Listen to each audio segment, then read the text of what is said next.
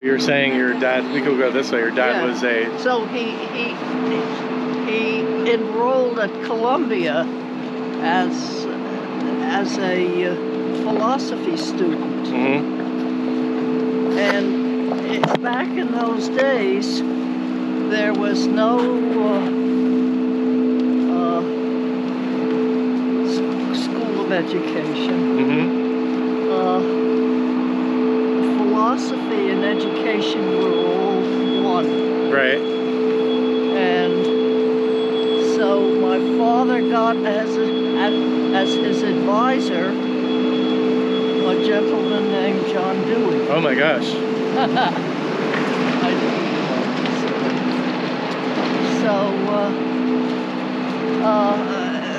Anyway, you know, my father, thanks to John Dewey, got interested in progressive education. That was his life's work. Yep. More or less mine too.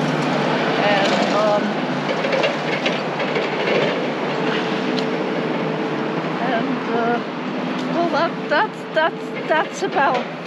that's about all of it. Then they broke off and they got a school education. Right.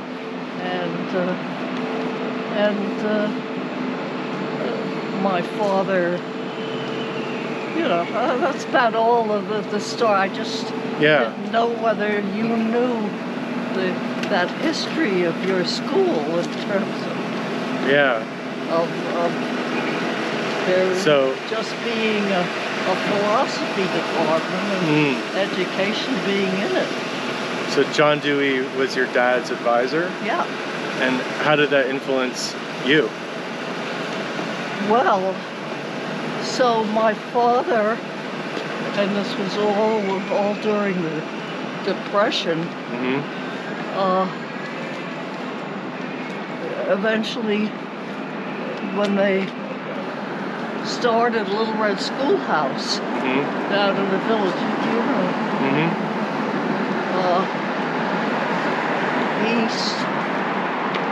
he became a teacher there, and I was the only child. He took me along, and I became a student there. Okay. So I went all the way through Little Red Schoolhouse and Elizabeth Irwin High School, and then I went to Bank Street to do my teacher training. So I was part of that whole thing, but I'll just finish it by telling you one thing. You know that one of my sort of a catchphrase at this point about John Dewey's philosophy was learning by doing and using real life things for learning instead of it all being so abstract all the time. Right. So when we started to think about educating people about how to recycle. I had once been to some place where they were teaching how to recycle, and it was so abstract and so boring that I always remembered it. Anyway, so I designed the program that we used so successfully at Grand Houses after it was real John Dewey. I mean, we had actual things to be recycled, Yep. and we had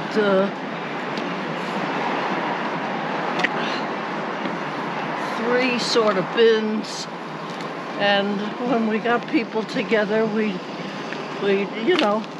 hold up something and say, where do you think we should put this? And the people actually picked up the things and participated and put it in the... Yeah. And then one of the most important things, which was something I knew from teaching, and I guess was sort of Dewey-esque, was that when somebody said something which was the wrong bin,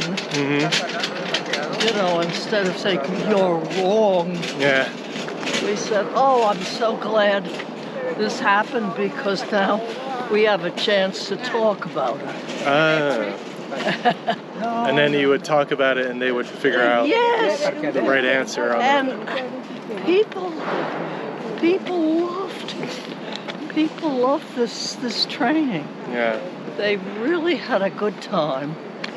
And we did sort of variations on a theme. We've done it here a lot too, and all of it was based on this premise of using actual items. Right. So I don't know. So that's it's a pretty great implementation of the John Dewey concept. That's right. And what are other ways that you foster interdependence, so connections across different communities? Well, that's very interesting because, when I'm one of the original cooperators here. When the buildings opened up and when we moved in, of course, that was one of the things that I noticed so much was how separate we were. And separate between Grant houses and Morningside. Yep. And at that point there was some kind of a community center on 126th Street. No longer there.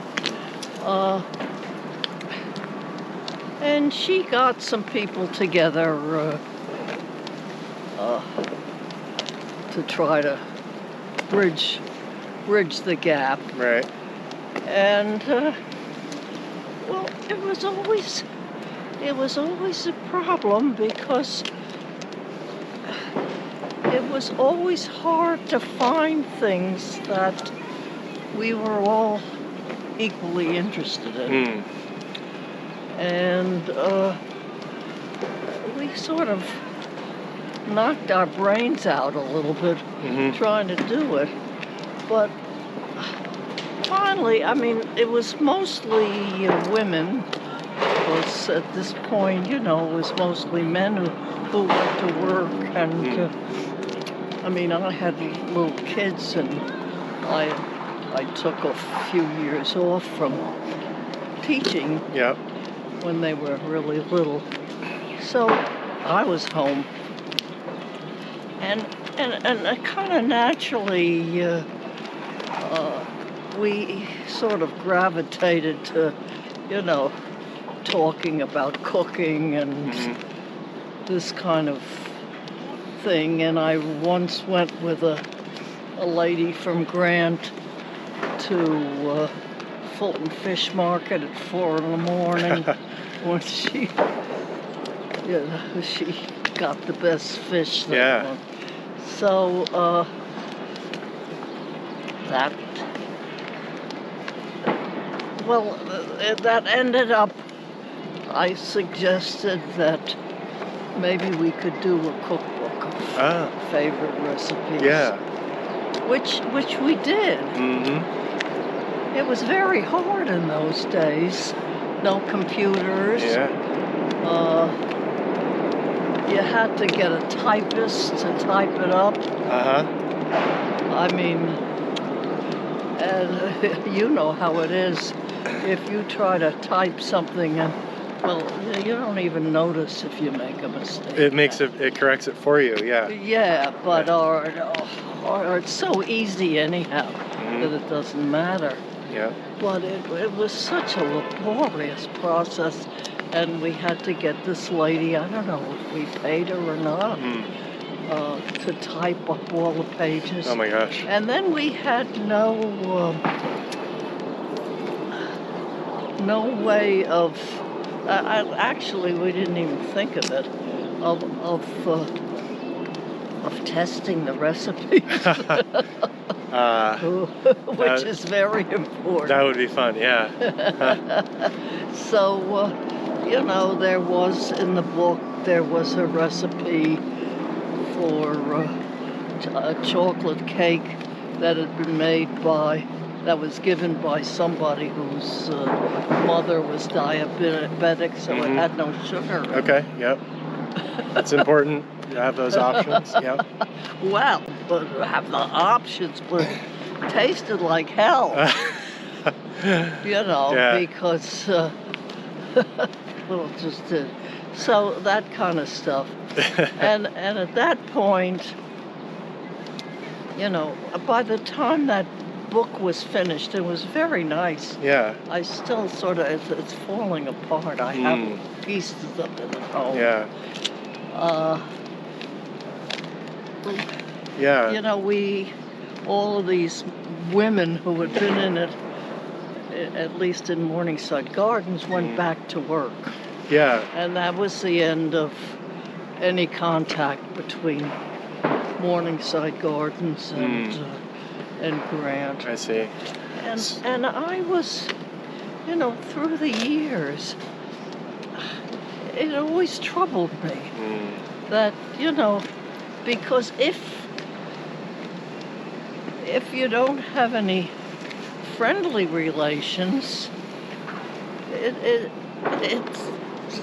makes it easier for the negative things to come out. Right. You know. That's unfortunate. And you know, there were crimes. There was, and during that period, there was a big crime wave at one point. I mean, you know, I remember I had I used the car to go to work because I worked in New Jersey, and just I had one of the parking spots right near my building. I got out, took my things out, and on the way, walking back to the house, somebody grabbed my purse. You know, that's how bad. Yeah. You know, right in the gardens. Right? Wow. It was really bad. So, but I mean, nobody else did much about. Oh, they did about the crime. Everybody's always do stuff about crime, but not about friendship. So,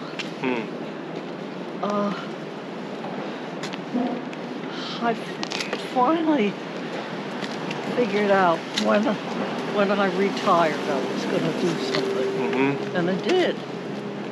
That's when, well, we had an opportunity, so that it arose sort of organically. It wasn't, you know, make work.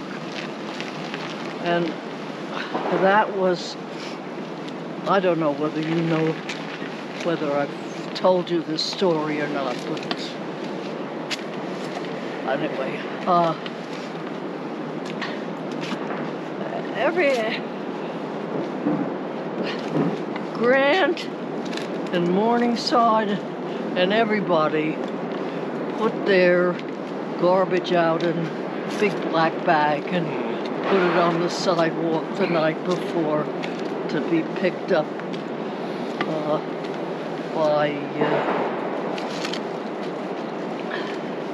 by sanitation. And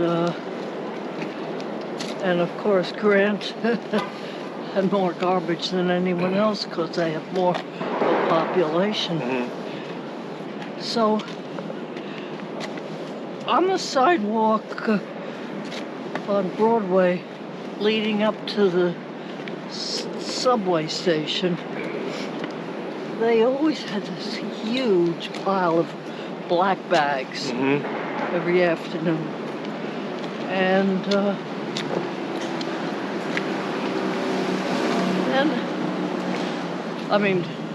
then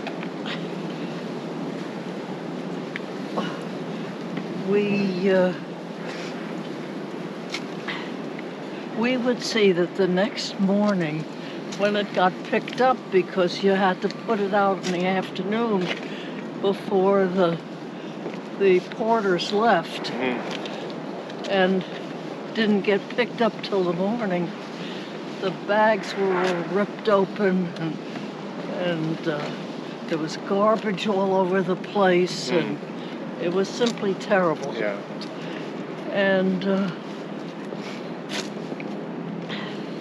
And this was something that, you know, that bothered people in Morningside Gardens very much, going to work. And also bothered people in Grant going to work. Right. And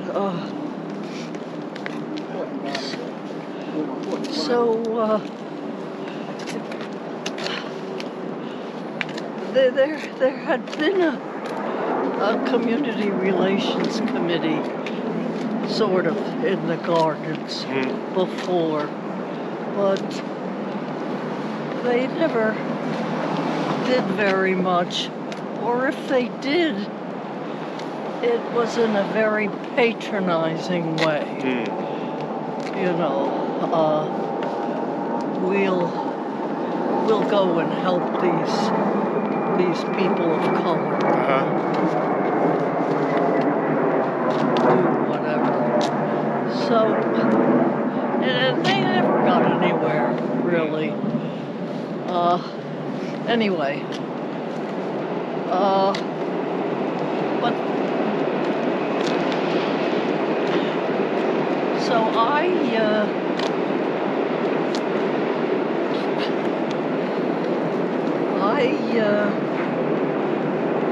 had been in the gardens on a bylaws committee. This was at a period when there were a lot of changes, and so we had to change the bylaws.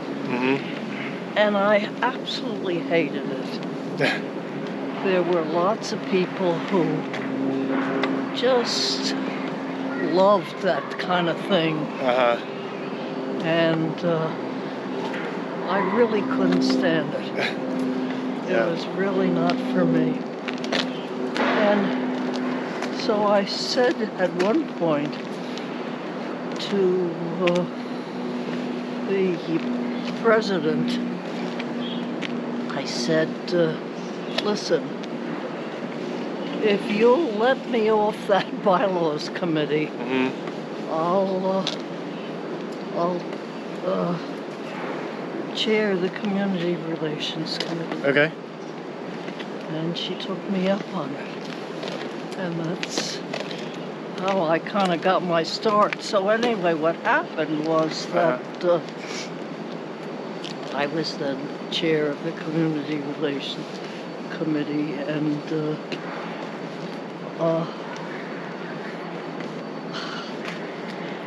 I went. There was going to be a community meeting up here on 125th Street, that every year the Democratic Party has one meeting up here. Right. No comment on Okay. when I think of that. But so I went to the meeting hoping that there'd be somebody from Grant that I could talk to. And it just so happens that at that point, they had just gotten a new, like now, they just gotten a new, well, they haven't gotten it yet now, but they had just gotten a new president of their residents association, a guy named Keith Mitchell. And I introduced myself anyway. We got talking about this garbage problem out on the street there. And he was as bothered by it as I was. And so we arranged to meet with some other people, and Marie she had been sort of on and off the Community Relations Committee before I was even involved. Anyway, that's how what came to be the Sanitation Coalition. I see. Existed and everything. So we got together and we thought, gee, we all are troubled by quality of life things in our neighborhood. Right. Let's work on it together. Yeah. Now this was a real thing. I mean, it was even more real than a cookbook, and people were very excited. There were a lot of people from Grant, people from Morningside. Sure. And we really had a lot going for many, many years. And so that's how it happened, and that's how the whole quality of life thing got to be the center of why we were getting together. Sure. And so that was important. Just one more thing I have to tell you. Yeah. And that is why it has that name. Right. Well, what happened was that most of the quality of life issues that we found that bothered us or whatever were had to do with sanitation. Right. I mean, that really was a big issue in a lot of neighborhoods. Yeah. Was garbage. Yep. So somebody who's no longer on the committee made up that name. Okay. Makes sense. It made sense. Yeah. And we're stuck with it. But is it broader than sanitation today? Yeah, but even so, most of what we did had to do with solid waste, and it had to do with solid waste in the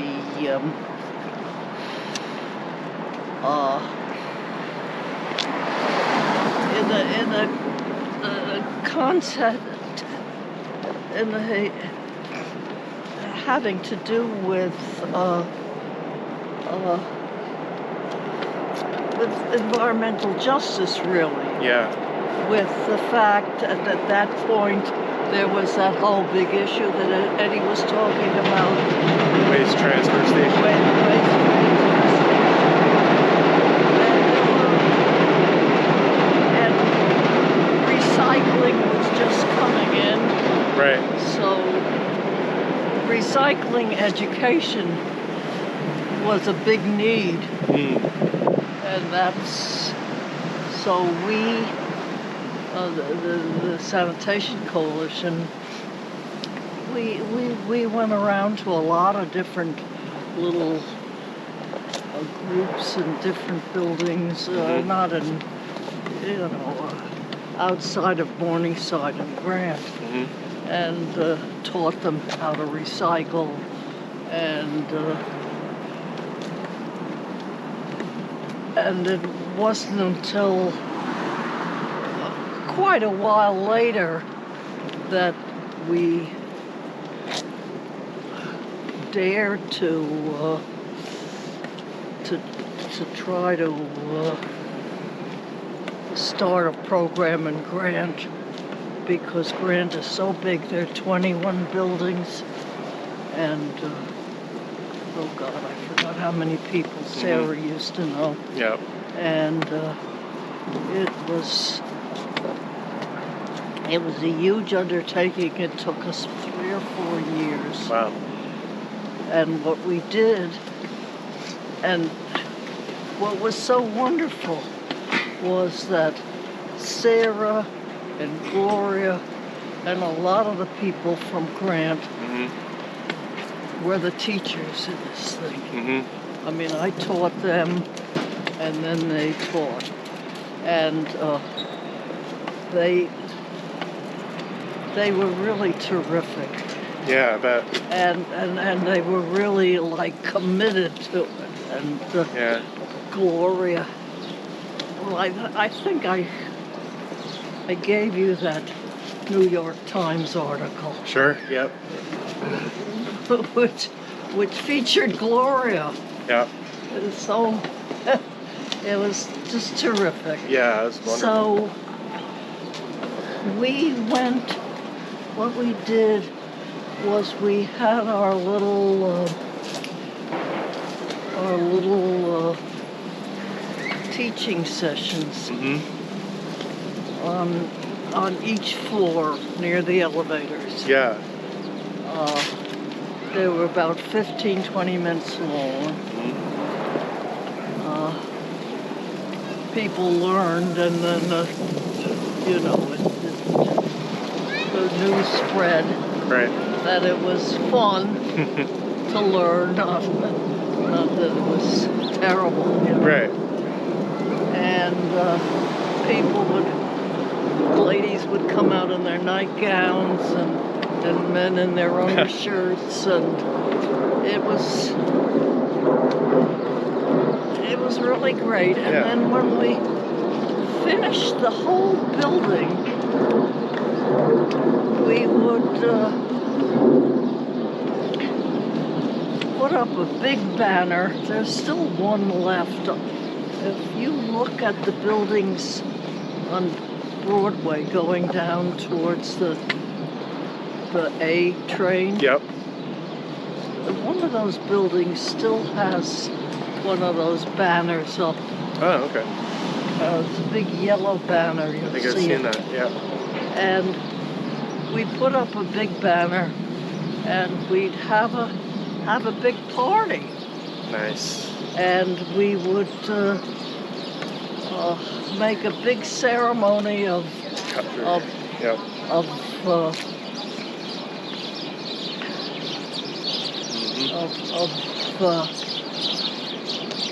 we would tie a ribbon around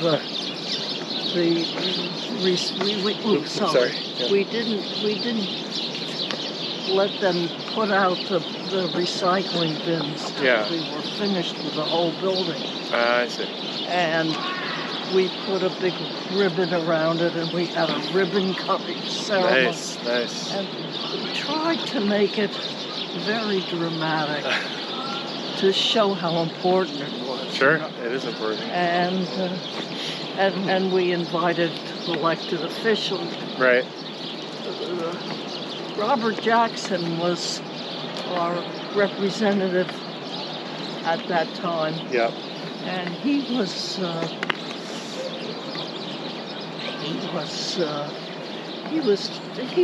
terrific, he really, Go around this way. Yeah. Yep. he really was, you know, a fine helper and friend and enabler. He was really good. Yeah, I bet. And, you know, and we really needed him, or we needed him originally when we got started, because we wanted Nigel to, you want to sit down here? Yeah, sure. Okay. Maybe we could go around this way. Okay. We Yeah. wanted Nigel, we needed them to be a part of this, you know? Sure. So, okay. Yeah. So, they wouldn't come until Jackson wrote them an official letter Oh, I see. that Then it. they should please participate, Right. and so forth. So anyway, we'd have this big party Yeah. each time when we finished a building. And it took several years. Wow. And we had gotten these really, we had done a lot of research on bins. We got these really good bins that were used,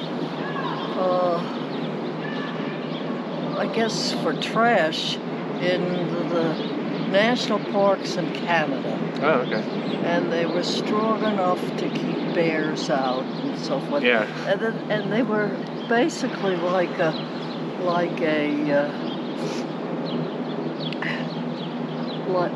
mailbox. Right. You could put the stuff in, but unless you had a key, Right. you couldn't take it out.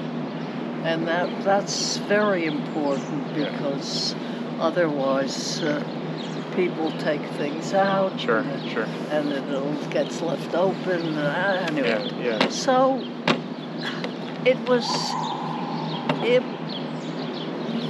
we had these bins. We finally finished everything. Some of the people from Grant, we'd raised some money so that they could be monitors, and they would come out a couple hours a day. Okay. And stand by the bins, and not so much monitoring, but there were a lot of people who hadn't been in on the education. Yeah. And they would help them and teach them. Right. And, we got a fair amount of publicity and so on and so forth. And then, and it took having you had to have a special truck for the recycling truck to come and you can't put it in with the garbage. So we had all that, and you needed the help of NYCHA to do all that stuff. Yeah. Well, we began to notice that no truck was coming.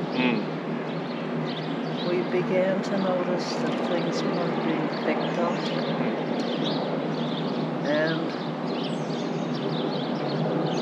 And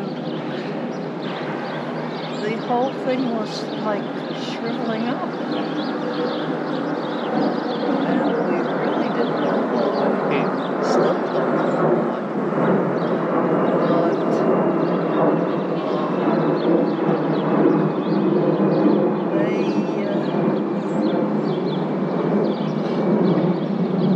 They stopped cooperating with us. Now it was and this, I don't know if you want it on here or not, but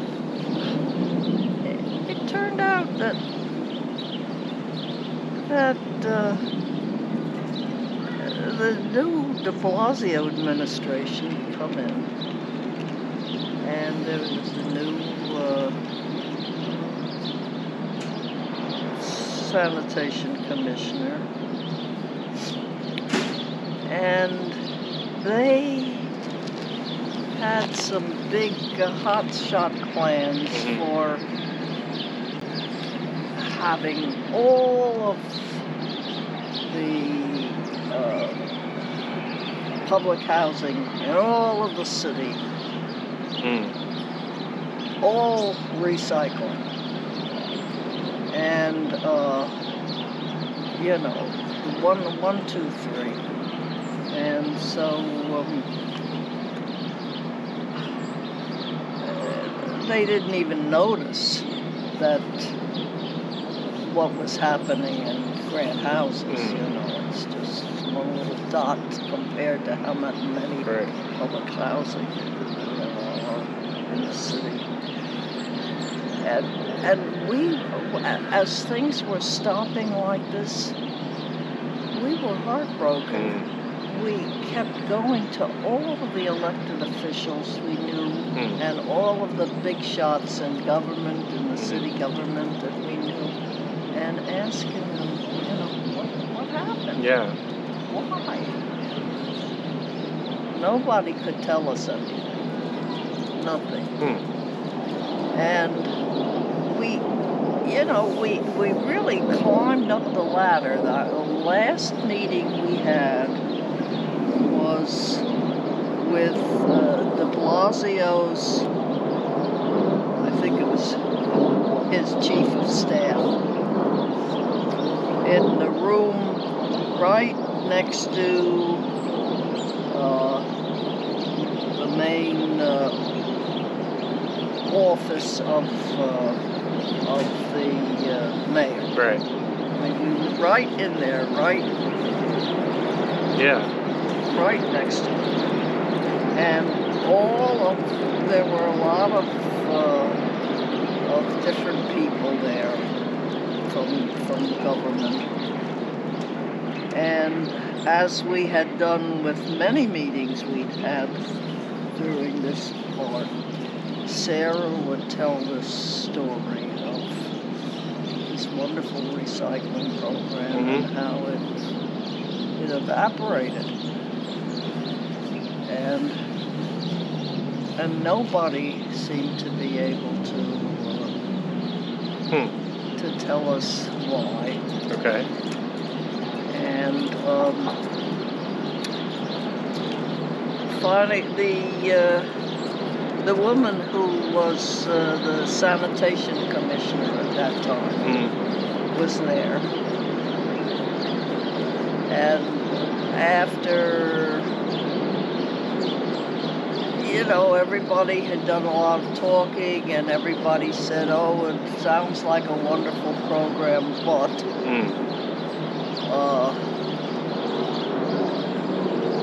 they asked her because there'd been a big slogan, I don't know if you remember it, that the de Blasio administration had about by 2000, whatever it is, the next year, all public housing would be recycled. I see. So they asked this woman, who was the sanitation commissioner, well, you've heard this story and how it, you know, to really have a quality program, you have to take a little longer. Would you change your slogan? And no. No. And that was the end of our program. It took us, it took us many years to do the program, and it took us a couple of years to get over it. Wow. We were so upset, all of us, because it had been so successful. Right. And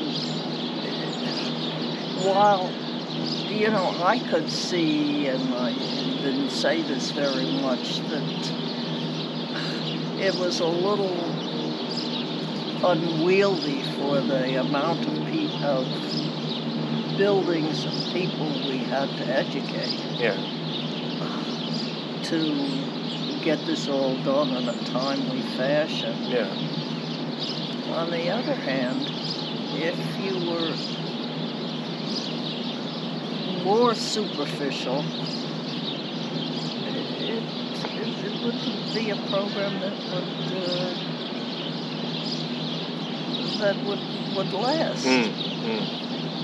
And so it didn't. Now, I'll just tell you one more little thing, and then the story is totally finished. At the beginning of the work that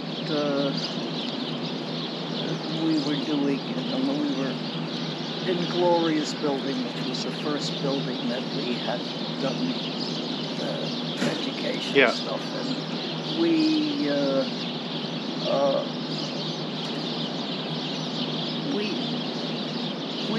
had worked with and become friendly with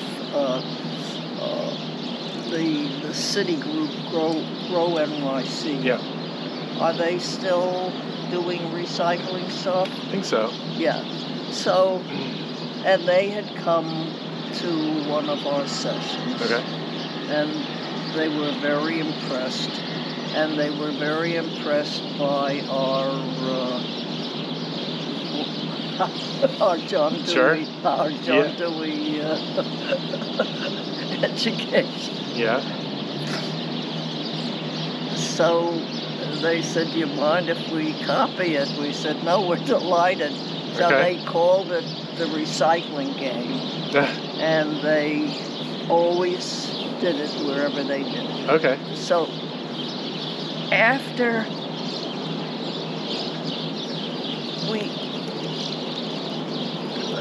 maybe a year or so after all the stuff happened, we read a notice at Grant that said, tomorrow, 1 day's notice, you're going to have a new recycling program, and we're coming to talk about it and teach you how to do it. Okay.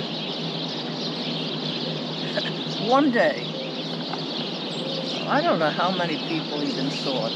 There were 21 people, I believe, that came to their meeting. Okay. 11 of which were from the sanitation coalition. We all came to see what the hell they were going to... Right. This magic they were going to do. Yeah. And it was, most of the time was spent with all these big wigs getting up and making big speeches, and everybody was nodding away and falling asleep. Right. And then finally they said that now you can learn how to do it. And the Grow NYC was there. And they had a very streamlined version of our John Dewey recycling. They put everything on a table, and they had this big recycling game. Well, everybody woke up. Yeah. Everybody loved it, and nice. And so it was about 15 minutes long. Right. And that was the end. And then the next day, they went to some other housing project and did the same thing. Okay. Period. So a light version of what you were doing.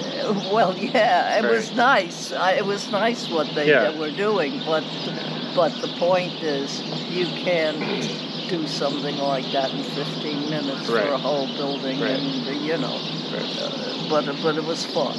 It sounds like a lot of fun, and my last question has to do with looking forward. You've done so much over the many decades. You've inspired a lot of people, including myself. So, Joan, what would be your dream for the future?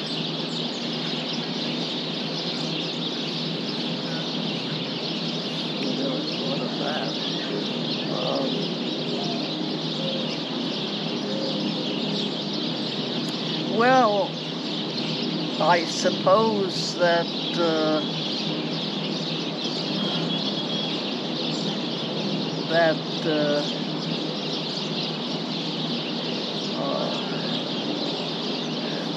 Sanitation Coalition would have a long life, continue, and I hope that you and the rest of the board get more familiar with the Environmental Justice Alliance and the work that they're doing. Yeah. I mean, it's more political. But they've done amazing things. They really have. And Eddie's an amazing guy. As you probably imagine. Yeah. And so I guess that would be my dream. You see, my dream was that originally that somehow the Sanitation Coalition wouldn't just die. Yeah. And that part of my dream has come true. Good. And now, it has to do with the quality of what happens. Now, I think part of it, I think, I really, truly believe that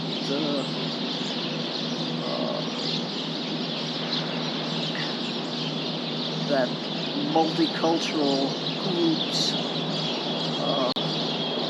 have a different kind of flavor and outlook than all white middle class groups. Right. And so I hope that we'll be able to attract more people from grant houses into the running and the leadership of it. Yeah.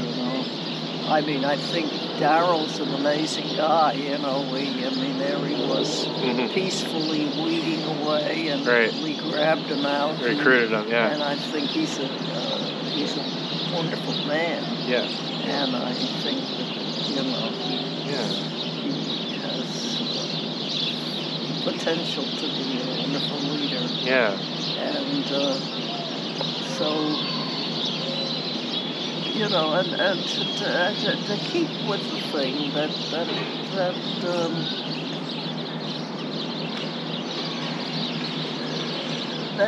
we're all doing this together. That we're not that Morningside Gardens is not doing some kind of charity favor to grant houses. So a partnership. Yeah, that it's a real partnership. Yeah. I mean, an interpersonal partnership. I mean, that's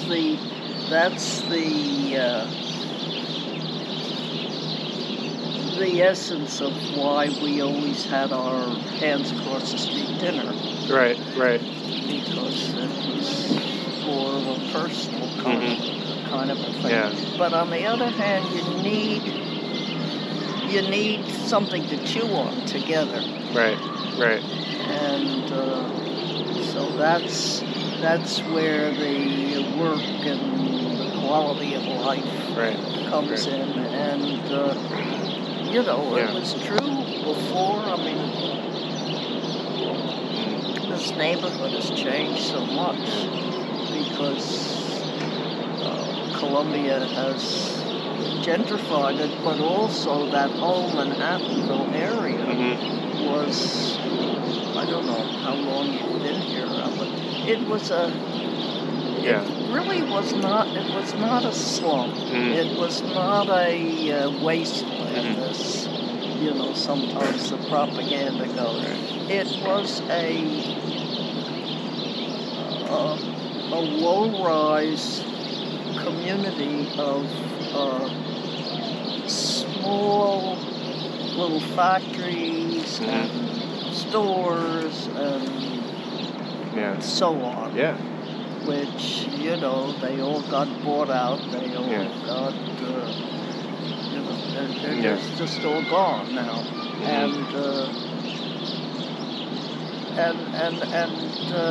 It was really, you know, there were some things if they had opened up the waste transfer station again, you know, it would have meant more pollution if they, I don't know, I mean, they did build the bus terminal over here fairly recently. But the things that made it an environmental justice neighborhood, it never was anything like the, oh my God, Marie and I took a lot of little side field trips before she, with her leg and everything. And we went to one of these areas where the waste, where there were waste transfer stations, the commercial ones. Right. Eddie was talking. There was one after another truck. I mean, it was like all trucks going down the street. Wow. It was, you know, these awful open garbage things. Places where the trucks would come and empty their garbage. But it was all like open. It was simply horrendous. And I mean, it was like, you know, there was nothing like seeing it. You know, but so I mean, that's why we did it. But you know, that was a real environmental justice neighborhood. And I wonder, you know, out of all these things you've done, right, and looking forward, if there's one thing that you would suggest to people to take some kind of action, what would it be? At this point, here, I don't know. Well, I do know. I mean, I think it's simply awful that all of the public housing in the whole city, you know, I think, do you know what the percentage is? I think it's about 20% of all the housing in the city, something like that. It might be around there, They don't recycle, they don't compost, they don't do nothing. I mean, not the fault of the people there, but So as an individual citizen, what should we do? Write to NYCHA or... As an individual citizen, I don't know what you could do. Write to the mayor. I mean, we were probably closer than anybody had. A lot of people had been. Now, by the way, you know, just sort of as an aside, there were a couple of housing.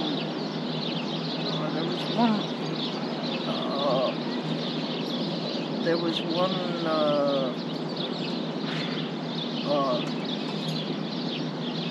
housing project up in Upper Manhattan. That was doing some kind of recycling. I mean, there were a few that were doing stuff before we all got pushed out. And the one up in the Polo Grounds was all members of WE Act. And we were, when this crunch came, we were working with them and with WEAC on, what can we do about this thing. Yeah. And I mean, I think that's important because, it's, we mentioned how we had a falling out. Right. But we've had a lot of falling ins too. That's good too. We've worked together. Well, you've set so many great examples of how to do environmental justice and recycling locally that other communities could look at and replicate. The city could maybe replicate, thinking about the skill building, that it takes. It's not just a matter of putting a bin outside and hoping people recycle. It takes education, and you're learning by doing, is such an effective way of doing that. So I want to just thank you for your time today, and welcome. For your leadership and for your hopes for the future, for the coalition and other similar groups throughout the city. So thank you so much. Thank you. Yeah. Thank you. It was my pleasure. Yeah. Once Great. you start talking, it's hard to stop. It's a great conversation. Okay.